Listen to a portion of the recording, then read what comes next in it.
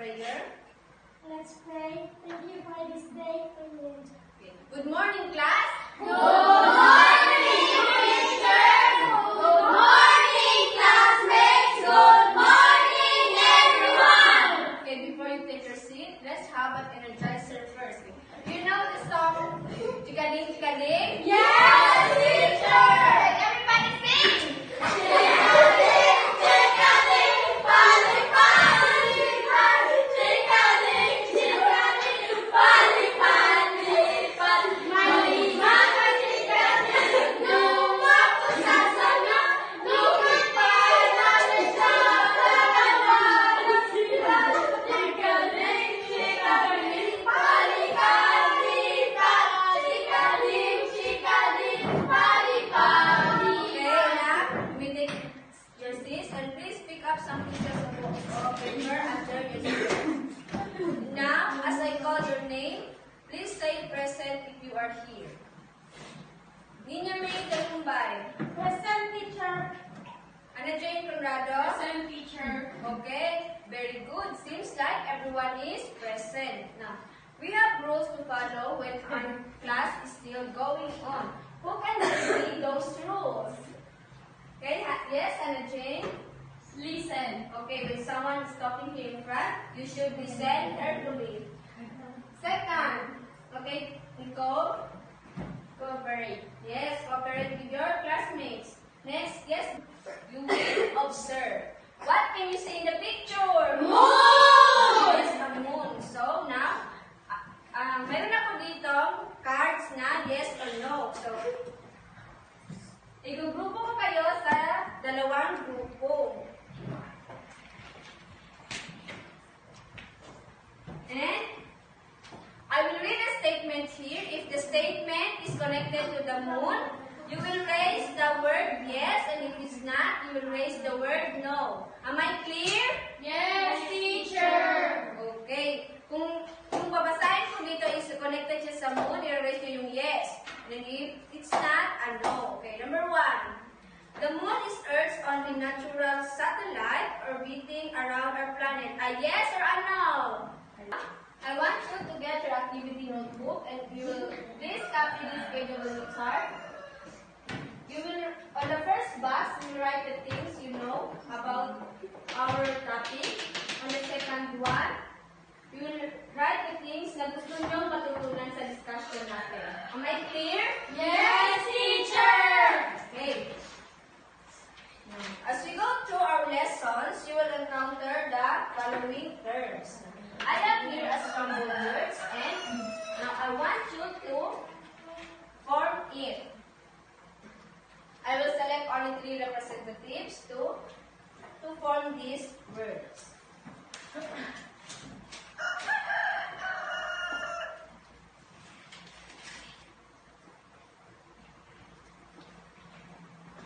Who wants to answer? Yes, Cherry. For the second one, who wants to answer? Jenny. Yes, Hannah Jane. Please stand up. Wait a minute. Please write your answers here.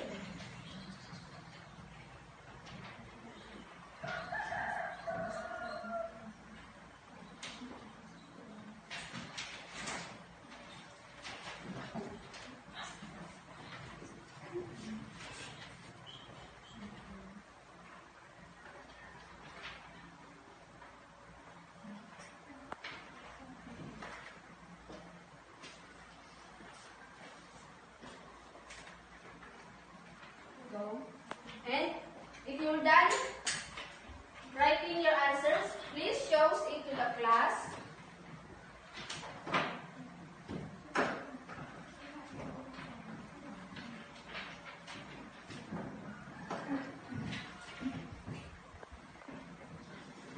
Are you done, Cherry Nicole? Yes, ma'am. Okay, show it to the class. Pattern. Pattern. Everybody read? Pattern. Okay, let's wait for the...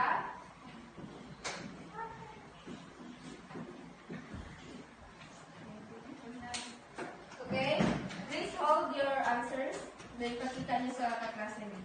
Okay, everybody please read. Constellation. And again? Constellation. Okay, ikaw naman, Jenny. Okay, thank you, Hannah Jane. Okay, what is your word? Star. Stars. Star. Everybody read. Stars. Okay, thank you, Jenny. You may now sit down.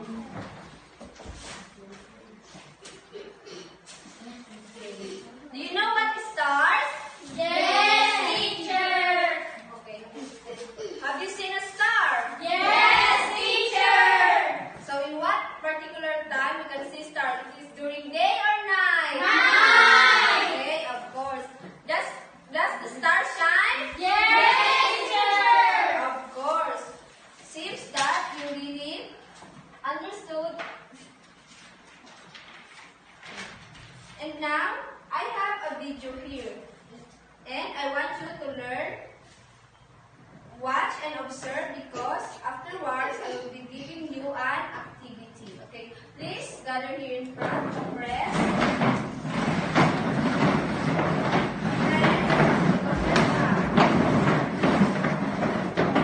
Okay, I will group you into two groups to answer the following questions. Based on the video you have see. Okay, now, but before I will give you the questions, let's have our rubrics first.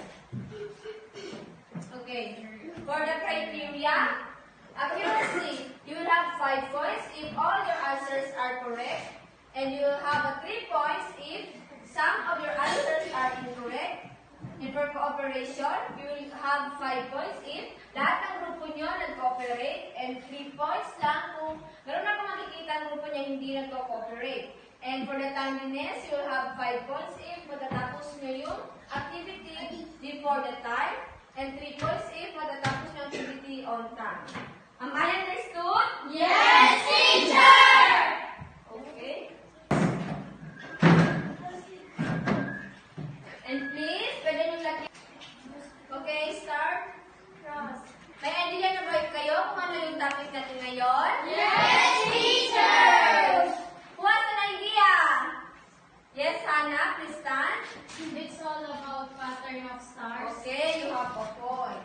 So our topic today is all about, everybody read, Patterns of stars. and as well as our objectives. Please read, okay, first row, please read the first objective. Identify different stars, pattern, constellation, analogy, seen in particular times of the year. Okay, for row 2. Draw different star pattern constellation. For the row 3. Value the importance of stars. Okay, very good. Thank you. Well, we already know that stars can be only seen during The night. night time. Okay. Now, but what we did not know is, hindi natin alam kung paano ito nabuo. Did you know that stars are made up of dry gel and Betelgeuse? No. Those are the elements that makes up the stars. Sa ibang paniniwala din is, the stars forms, naniniwala sila na, kaya daw may stars kasi yun yung mga namatay nila minamahal sa buhay. So, nung namatay na sila, naging stars. So, and now, I will be showing you this. Please observe. Okay. These are the patterns of stars or some constellations. Okay. Nakikita niyo ba? Yes, teacher. So, kung tatanungin ko kayo, nakakita na ba kayo ng mga patterns of stars? Yes, teacher. Anong mga usually na nakita niyo based sa picture? Anong nakita niyo na in real life? Ano?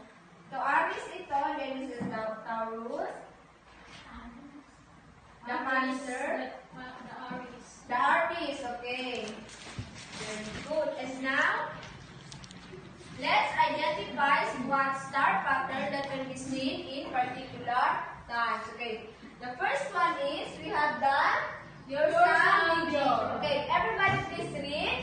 Yorsa major is also known as the Great Bear. It can be seen in northern hemisphere and visible throughout the year. Contains the Astros, the Big Dipper, that consists of 7 stars. Okay, based on what have you read, what did you understand? Yes, Jenny? Mayroon ka bang idea? Ninya, ano naintindihan mo sa binasa nyo? What is Ursa Major here known as? The Great Bear. So, si Ursa Major daw ay kilala siya bilang Great Bear. Bakit kaya?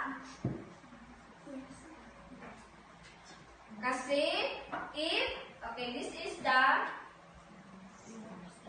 figure of the Ursa Major. What do you think? Nakita niyo na ba si Ursa Major? Yes! No? Okay, some of you might. So, si Ursa Major is, let's have it greater than. Si Ursa Major is, makikita siya na mas malinaw during the month of April na 9 p.m. ng gabi. So, we also have the Ursa Minor. Everybody please read. Ursa Minor is also known as the Little Bear, a constellation that is located in the far northern hemisphere. In the far northern sky. So, kung mayroon tayong Ursa Major, mayroon ding Ursa Minor. Ito si Ursa Minor. Si Ursa Minor is, siya ay nasa tail siya sa ikog ba? Sa ikog ng Ursa Major. Okay. Kita niyo ba? Yes, teacher! Okay, very good. And now, okay.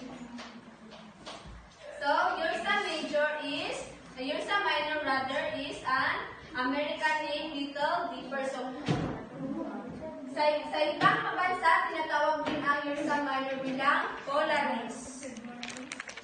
Okay? Let's have the Orion or Orion. Okay? Orion, also known as the Hunter's consists of the bright stars, Betelgeuse, and Rigel. Okay. Okay. This is the Hunter Orion. Please try to observe. Okay. Why do you think na tinawag na Hunter Orion si Orion? Okay, Jenny, please stand. Okay, meron siyang arrow. And yung Hunter Orion is makikita siya during the month of January to February. Okay. So, try to observe pag gabi kung kailan ito, kung makikita niyo talaga sila. Okay. Next, we have the cross or the cross. Okay. Please read. Cross. Southern Cross. A constellation in the southern hemisphere, visible from Mars to May and can be seen every 9 p.m. of May. Its brightest star is across at magnitude 8.67. So si Cross ay masikita anong man? Mars to May every 9 p.m. So kung nakinig kayo kanina sa pinakita kong video, si Cross ay nagsiserve din siya bilang guide ng mga sailors. Alam niyo ba kung nasa yung mga para mangingisda. Parang yun yung guide nila sa direction na pupuntahan nila. So, cross or crops looks like this. Ano napapansin nyo? Fruits! Parang sa? Fruits! Okay, very good. Next, please read? Cassiopeia, the wind is visible all throughout the earth. That is best seen every November at 9 p.m. It has a W-shaped of 5 stars. So, si Cassiopeia ay isang The queen. and makikita siya during November at 9 p.m. Ano daw ang shape ng Cassiopeia? W-shaped. W shape. O, pwede rin siya maging A. Okay. Let's see. Okay, this is the Cassiopeia. Okay. There are so many constellations na makikita natin during night time. And yung tinalakay natin ngayon is some of those. Okay. So much for that. Let's have activity. This activity is called Draw and Explain. With the same group, I want you to draw the pattern of each constellation. Okay. We will be using the same rubrics for your activity. Okay, please? Sam, marap ka muna dito. Okay? For group 1, we'll have the pattern of the cross. And for group 2, okay, here's your, wala pa kung sabi na start. Wala pa, Sam. Wala pa. Okay. I will give you only 3 minutes to answer your. Let's start now.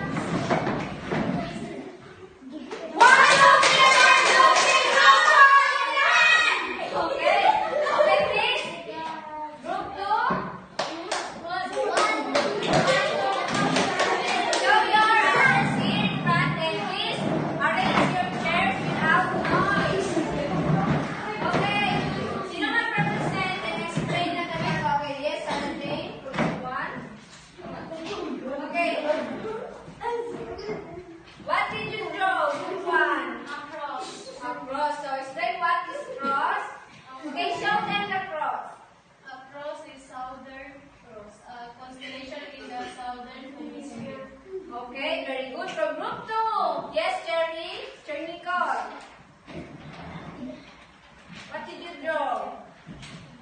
Cassiopeia. Cassiopeia. Okay, what is Cassiopeia? The queen is visible all throughout the year but is best seen every November at 9 p.m. Okay, thank you. Okay, let's score your word. Okay, for group 1. Tama bang sagot nila? Yes, teacher! Group 2? Yes, teacher! Okay, nag-operate ba lahat? Yes, teacher! Okay, both got 5 points. Timeliness, no, na. Group 2, okay. Okay, so group 1 got 13 points again. So group 2 got 15 points. Give yourself a 5 clap.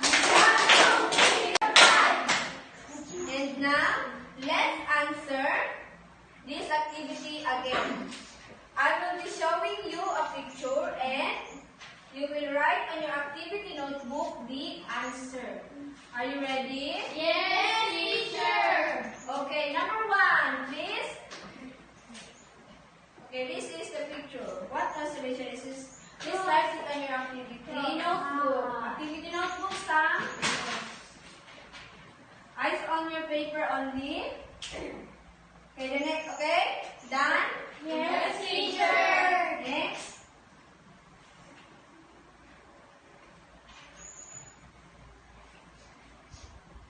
Done? Yes, teacher! Next one.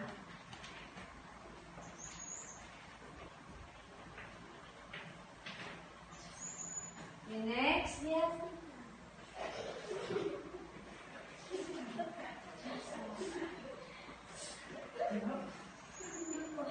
Okay, the last one. Yes, teacher. Yes, teacher. Okay. Now let's check your answers. Okay. What do you think is the answer for number 1?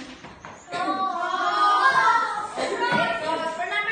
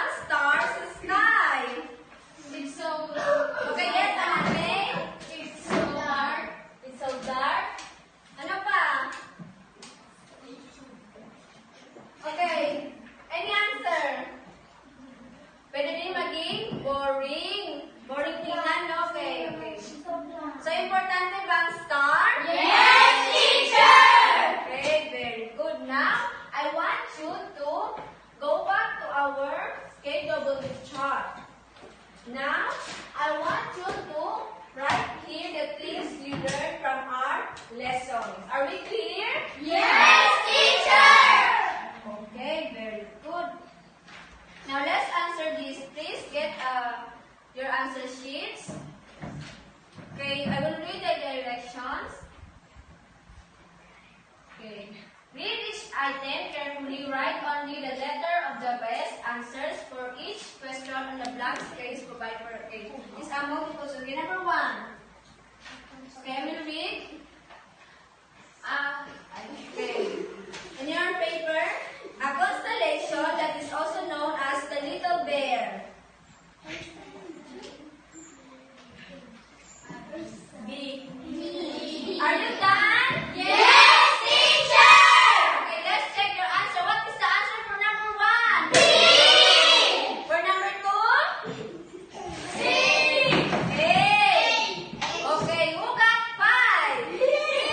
Okay, very good. Now, I have here an activity. This is a true or false, but if I will read the statement, if it is true, you will stand. Kung tama ang sinasabi kong statement, please magkatayo kayo. If mali, uupo lang kayo. Okay, number 1. Ready yourself? Yes, teacher! Okay. Cassiopeia has a W shape as the descent consists of 5 stars. Oh, bakit hindi tumayo mo ba? Okay, very good. Next. Ursa Minor may also be seen as the hand of the ladle. Hence, the North American name Little Dipper. A true or false? True. A false. Did you get the correct answer? For the last one. Ursa Major is also known as the Little Bear. True. I will read the question again. Ursa Major is also known as the Little Bear. True or false? False. Ba't ka nakatayong false? Dapat o very, very good. Yeah? And then, what is Cassiopeia?